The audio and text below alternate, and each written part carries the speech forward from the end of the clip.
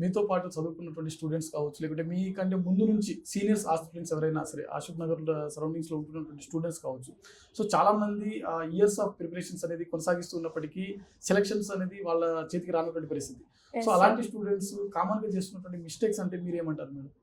Sir, మనం ఈ competitive ఫీల్డ్‌లోకి వచ్చినప్పుడే మనకు పేషెన్స్ అనేది చాలా అవసరం సార్. ఆ పేషెన్స్‌తో ఎంత మనం డెడికేటెడ్‌గా హార్డ్ వర్క్, ఇప్పుడున్న టెక్నాలజీతో స్మార్ట్ వర్క్, ఇవన్నీ ఈ కాంబినేషన్ కన్సిస్టెన్సీ సార్. ఇవి ఉంటే ఖచ్చితంగా వాళ్ళకైనా వస్తుందని నేను అనుకుంటున్నాను సార్. డీవియేషన్ ఉండకూడదు సార్. డీవియేషన్ లేకుండా ఇవన్నీ చక్కగా ఫాలో అయితే ఖచ్చితంగా వాళ్ళు కూడా వాళ్ళు అనుకున్నది సాధిస్తారు సార్.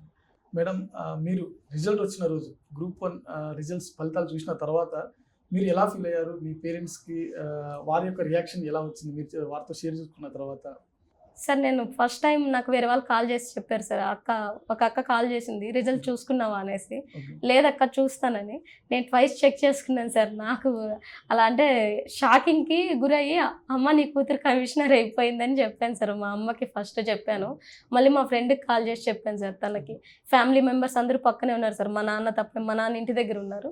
మేము కొద్దిగా బయట ఉన్నాం సార్.